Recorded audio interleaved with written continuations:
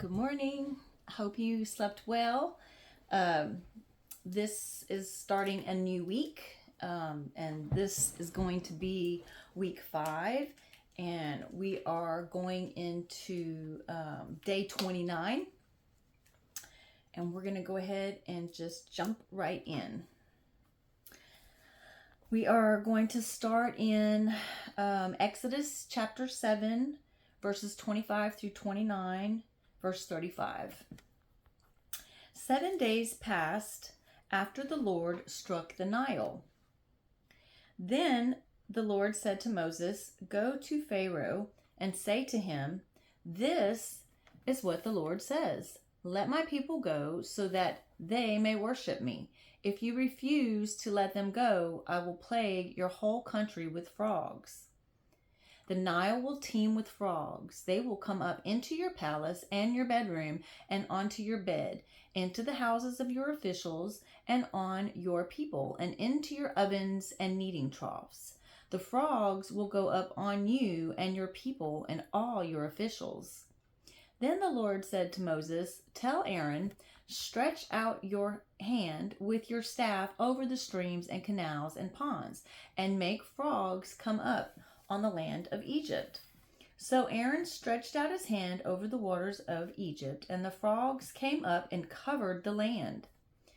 But the magicians did the same things by their secret arts. They also made frogs come up on the land of Egypt. Pharaoh summoned Moses and Aaron and said, 'Pray to the Lord to take the frogs away from me and my people, and I will let your people go to offer sacrifices to the Lord.' Moses said to Pharaoh, 'I leave to you the honor of setting the time for me to pray for you and your officials and your people, that you and your houses may be rid of the frogs, except for those that remain in the Nile.' 'Tomorrow,' Pharaoh said. Moses replied, 'It will be as you say, so that you may know there is no one like the Lord our God. The frogs will leave you and your houses, your officials, and your people. They will remain only in the Nile.' After Moses and Aaron left Pharaoh, Moses cried out to the Lord about the frogs he had brought on Pharaoh. And the Lord did what Moses asked. The frogs died in the houses, in the courtyards, and in the fields. They were piled into heaps, and the land reeked of them. But when Pharaoh saw that there was relief, he hardened his heart and would not listen to Moses and Aaron, just as the Lord had said. Then the Lord said to Moses, 'Tell Aaron, stretch out your staff and strike the dust of the ground. And throughout the land of Egypt, the dust will become gnats.' They did this, and when Aaron stretched out his hand with the staff and struck the dust of the ground, gnats came upon men and animals. All the dust throughout the land of Egypt became gnats. But when the magicians tried to produce gnats by their secret arts, they could not.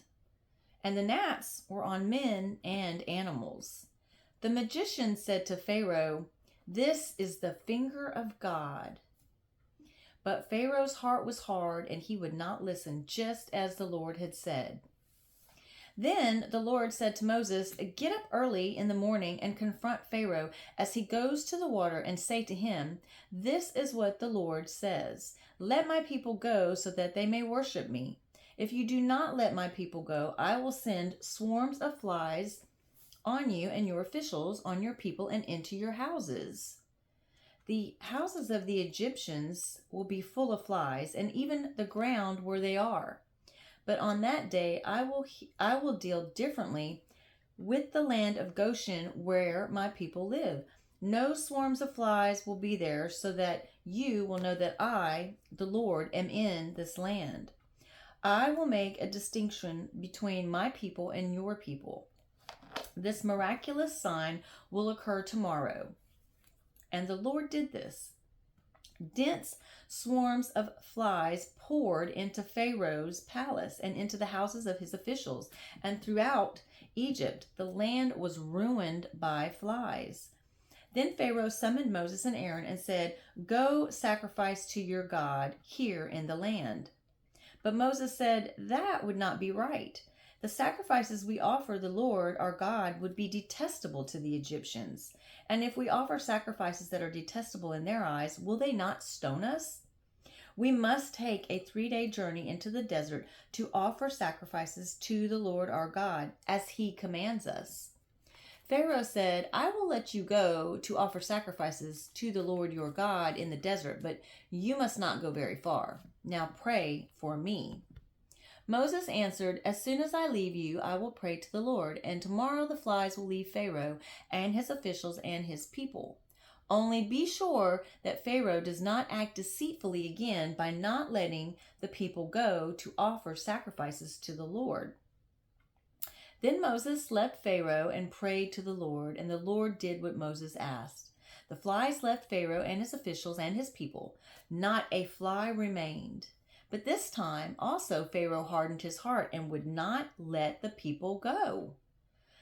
Then the Lord said to Moses, "Go to Pharaoh and say to him, 'This is what the Lord, the God of the Hebrews, says. Let my people go so that they may worship me. If you refuse to let them go and continue to hold them back, the hand of the Lord will bring a terrible plague on your livestock in the field, on your horses and donkeys and camels, and on your cattle and sheep and goats. But the Lord will make a distinction between the livestock of Israel and that of Egypt, so that no animal belonging to the Israelites will die.' The Lord set a time and said, 'Tomorrow the Lord will do this in the land.' And the next day the Lord did it. All the livestock of the Egyptians died, but not one animal belonging to the Israelites died. Pharaoh sent men to investigate and found that not even one of the animals of the Israelites died. Yet his heart was unyielding, and he would not let the people go. Then the Lord said to Moses and Aaron, 'Take handfuls of soot from a furnace and have Moses toss it into the air in the presence of Pharaoh. It will become fine dust over the whole land of Egypt, and festering boils will break out on men and animals throughout the land.' So they took soot from a furnace and stood before Pharaoh. Moses tossed it into the air, and festering boils broke out on men and animals. The magicians could not stand before Moses because of the boils that were on them and on all the Egyptians. But the Lord hardened Pharaoh's heart, and he would not listen to Moses and Aaron, just as the Lord had said to Moses. Then the Lord said to Moses, 'Get up early in the morning, confront Pharaoh, and say to him, "This is what the Lord, the God of the Hebrews, says. Let my people go, so that they may worship me. Or this time I will send the full force of my plagues against you and against your officials and your people, so you may know that there is no one like me in all the earth. For by now I could have stretched out my hand and struck you and your people with a plague that would have wiped you off the earth. But I have raised you up for this very purpose, that I might show you my power, and that my name might be proclaimed in all the earth. You still set yourself against my people and will not let them go. Therefore, at this time tomorrow, I will send the worst hailstorm that has ever fallen on Egypt, from the day it was founded till now. Give an order now to bring your livestock and everything you have in the field to a place of shelter, because the hail will fall on every man and animal that has not been brought in and is still out in the field, and they will die.' Those officials of Pharaoh who feared the word of the Lord hurried to bring their slaves and their livestock inside. But those who ignored the word of the Lord left their slaves and livestock in the field. Then the Lord said to Moses, 'Stretch out your hand toward the sky, so that hail will fall all over Egypt, on men and animals, and on everything growing in the fields of Egypt.' When Moses stretched out his staff toward the sky, the Lord sent thunder and hail, and lightning flashed down to the ground. So the Lord rained hail on the land of Egypt. Hail fell and lightning flashed back and forth. It was the worst storm in all the land of Egypt since it had become a nation. Throughout Egypt, hail struck everything in the fields, both men and animals. It beat down everything growing in the fields and stripped every tree. The only place it did not hail was the land of Goshen, where the Israelites were. Then Pharaoh summoned Moses and Aaron. "This time I have sinned," he said to them. "The Lord is in the right, and I and my people are in the wrong. Pray to the Lord, for we have had enough thunder and hail. I will let you go, and you don't have to stay any longer." Moses replied, "When I have gone out of the city, I will spread out my hands in prayer to the Lord. The thunder will stop, and there will be no more hail. So you may know that the earth is the Lord's. But I know that you and your officials still do not fear the Lord." The flax and barley were destroyed, since the barley had headed and the flax was in bloom. The wheat and spelt, however, were not destroyed because they ripened later. Then Moses left Pharaoh and went out of the city. He spread out his hands toward the Lord. The thunder and hail stopped, and the rain no longer poured down on the land. When Pharaoh saw that the rain and hail and thunder had stopped, he sinned again. He and his officials hardened their hearts. So Pharaoh's heart was hard, and he would not let the Israelites go, just as the Lord had said through Moses. Now we're going to read Matthew chapter 19, verses 13 through 30. Then the little children were brought to Jesus for him to place his hands on them and pray for them. But the disciples rebuked those who brought them. Jesus said, "Let the little children come to me. Do not hinder them, for the kingdom of heaven belongs to such as these." When he had placed his hands on them, he went on from there. Now a man came up to Jesus and asked, "Teacher, what good things must I do to get eternal life?" "Why do you ask me about what is good?" Jesus replied. "There is only one who is good. If you want to enter life, obey the commandments." "Which ones?" the man inquired. Jesus replied, "Do not murder, do not commit adultery, do not steal, do not give false testimony, honor your father and mother, and love your neighbor as yourself." "All these I have kept," the young man said. "What do I still lack?" Jesus answered, "If you want to be perfect, go, sell your possessions and give to the poor, and you will have treasures in heaven. Then come follow me." When the young man heard this, he went away sad, because he had great wealth. Then Jesus said to his disciples, "I tell you the truth, it is hard for a rich man to enter the kingdom of heaven. Again, I tell you, it is easier for a camel to go through the eye of a needle than for a rich man to enter the kingdom of God."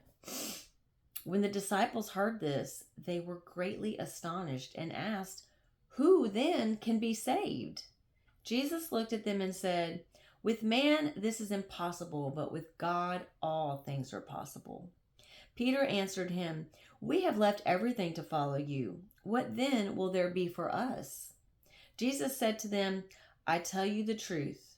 At the renewal of all things, when the Son of Man sits on his glorious throne, you who have followed me will also sit on 12 thrones, judging the 12 tribes of Israel. And everyone who has left houses or brothers and sisters, or father or mother, or children, or fields for my sake will receive 100 times as much and will inherit eternal life. But many who are first will be last, and many who are last will be first." This is Psalms 24, verses 1 through 10 of David, a psalm. "The earth is the Lord's and everything in it, the world and all who live in it. For he founded it upon the seas and established it upon the waters. Who may ascend the hill of the Lord? Who may stand in his holy place? He who has clean hands and a pure heart, who does not lift up his soul to an idol, or swear by what is false. He will receive blessing from the Lord and vindication from God his Savior. Such is the generation of those who seek him, who seek your face, O God of Jacob. Selah. Lift up your heads, O you gates. Be lifted up, you ancient doors, that the King of glory may come in. Who is this King of glory? The Lord strong and mighty, the Lord mighty in battle. Lift up your heads, O you gates. Lift them up, you ancient doors, that the King of glory may come in. Who is he, this King of glory? The Lord Almighty. He is the King of glory. Selah. And now we are going to read Proverbs chapter 6, verses 1 through 5.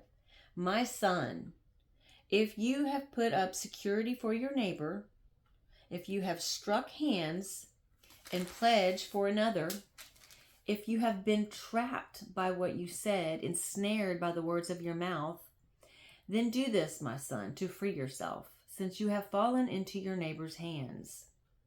Go and humble yourself. Press your plea with your neighbor. Allow no sleep to your eyes, no slumber to your eyelids. Free yourself like a gazelle from the hand of the hunter, like a bird from the snare of the fowler. All right, that concludes today's reading, week 5, day 29. I hope you enjoyed it. I hope that you have a great rest of your day. I hope that you are a blessing to others and that God puts people in your path, good people, to keep you on track. And I pray that you stay positive. In this world, it's very, very hard to stay positive. Everything that bombards us seems to be negative. So many things going on with other countries and politicians and the economy, just so many things that are heavy on us. And I just pray that God lightens your load and gives you refuge in his word. And I do thank you, as usual. Thank you again for spending your time with me, and we will see you later. Bye.